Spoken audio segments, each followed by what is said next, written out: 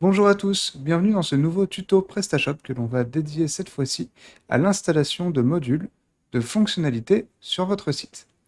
Alors PrestaShop est une solution modulable. On peut donc rajouter, on va dire, des blocs de fonctionnalités sur votre site. Par exemple, si je vais sur la page d'accueil d'une de nos démos, on peut voir un certain nombre de blocs ici. Là, le carrousel correspond à un module. Un petit peu plus bas, ce bloc-là, c'est un autre module. Celui-ci, un autre module, etc. Chaque module peut donc apporter un affichage sur le site web. Certains modules ne vont être par contre que back-office, c'est-à-dire apporter des fonctionnalités dans l'interface d'administration. Dans tous les cas, pour installer un module, la procédure va être la même. Alors si je vais dans le bloc personnalisé, puis ensuite dans module manager, je vais retrouver en fait les modules qui sont installés sur mon site web. Donc je peux descendre ici dans la liste et voir tous les modules qui sont installés sur le site web. Alors ils ne sont pas forcément activés, mais par contre, s'ils sont présents, donc ils ont été téléchargés à un moment donné et installés, ils seront listés dans cette page. Pour éventuellement enlever un module, lequel vous n'auriez pas spécialement de besoin. Par exemple, le carrousel, si vous voulez le désactiver, vous pouvez cliquer ici et le désactiver. Si jamais vous n'avez vraiment pas besoin du module, dans ce cas-là, vous pouvez carrément le désinstaller. Par contre, il faut faire attention parce que faire ça va vider les informations qui sont sauvegardées à propos de sa configuration. Donc si vous pouvez plus tard le réinstaller, eh bien, vous aurez perdu toutes les données du module. Vous avez également la possibilité d'activer ou de désactiver un module sur mobile. Donc ça, c'est très intéressant pour le responsive et puis pour alléger aussi les performances du site sur version mobile. Et puis enfin, vous avez la possibilité de réinitialiser un module. Donc réinitialiser, ça va remettre en fait ces paramètres à l'installation. Donc ça peut permettre de réinstaller un module sur certains points d'accroche. Je vais vous montrer ça tout à l'heure. Ça peut être pratique si on a fait des erreurs. Pour installer un module, eh bien, ça va se passer par le biais du bouton là-haut, ou alors par le biais de la Marketplace Add-on PrestaShop, sur laquelle on peut se connecter ici, et qui va nous donner accès en fait à un catalogue de modules PrestaShop. Par le biais donc de cette page-là, on va pouvoir découvrir un certain nombre de modules, et puis lorsque l'on souhaite donc en acheter un, on va en fait être renvoyé sur la page du module sur la Marketplace PrestaShop pour procéder à l'achat. Une fois le module acheté, en fait, il va être immédiatement disponible en installation, comme les modules gratuits. Vous avez également d'autres prestataires qui développent des modules, pas seulement la plateforme officielle PrestaShop, qui d'ailleurs propose des modules d'autres développeurs, mais certaines agences de développement de modules, un peu comme la nôtre, ne vont pas forcément mettre leurs modules sur la plateforme PrestaShop, et va quand même proposer ces modules. Donc je vous invite quand même à regarder sur Google lorsque vous cherchez à rajouter une fonctionnalité particulière à votre site. Il y a quand même de grandes chances que si cette fonctionnalité-là n'est pas trouvable sur la Marketplace PrestaShop, eh bien qu'elle le soit quand même auprès d'une autre agence. Dans le cas où l'installation ne se ferait pas par le back-office, donc que vous aurez acheté un module et que vous ayez obtenu en fait une archive de ce module, un fichier .zip, et bien dans ce cas-là, l'installation va se faire exclusivement par le biais de ce bouton-là. Dans ce cas-là, il vous faudra déposer l'archive de votre module à cet endroit-là. Je vais vous montrer tout de suite ce qu'il faut faire. Toutefois, attention, lorsque vous procédez à l'installation d'un module, eh bien, il est possible que le module modifie le comportement de PrestaShop. On peut même dire qu'il va parfois le surcharger, donc c'est-à-dire modifier une fonctionnalité de PrestaShop légèrement ou parfois en profondeur pour avoir un comportement différent. Cela peut être assez problématique si vous avez deux modules qui modifient la même chose. Deux modules qui modifient la même chose ne seront donc pas compatibles l'un avec l'autre, et il vous appartient de savoir détecter cela à l'avance afin de ne pas créer de gros problèmes sur votre site web. Alors comment faire cela?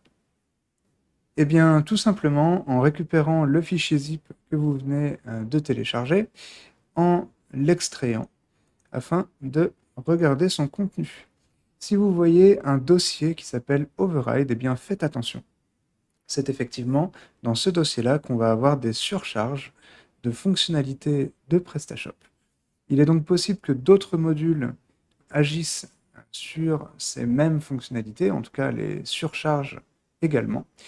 Donc, regardez bien le contenu de ce dossier-là. Si vous trouvez des surcharges similaires dans votre dossier Override sur votre PrestaShop, eh bien, cela veut dire que les deux modules ne peuvent pas fonctionner ensemble. Là, on est sur quelque chose d'assez technique. N'hésitez donc pas, dans un premier temps, à contacter le développeur de ce nouveau module pour avoir des informations. Ce développeur sait certainement s'il a des incompatibilités ou des possibilités d'incompatibilité avec d'autres modules. Si toutefois le souci persiste, n'hésitez pas à nous contacter. Nous pourrons vous aider à régler ces problèmes de compatibilité. Voilà, maintenant que vous savez comment installer un module dans PrestaShop sans gêner le fonctionnement qu'il peut avoir avec d'autres modules, on va aller voir la question donc, des positions des modules pour pouvoir personnaliser leur affichage. Je suis maintenant donc dans la partie positionnement de modules de PrestaShop, sur lequel donc, on va pouvoir voir un certain nombre de points de position. On appelle ça des points d'accroche. Alors, les points d'accroche, c'est quoi? C'est en fait tout bêtement un endroit sur le site web, donc soit dans l'interface d'administration, soit donc, sur le site, un endroit sur lequel le module va pouvoir intégrer son contenu. Par exemple, si je reviens ici sur ma page d'accueil, eh bien, il y a un point d'accroche qui vous permet d'appeler le carrousel en haut de page. De la même manière, vous avez des points d'accroche pour chacun des modules qui sont sur cette page-là. Des points d'accroche, il y en a beaucoup. Sur Google, vous pouvez retrouver en fait, la description des points d'accroche principaux sur le site officiel de PrestaShop.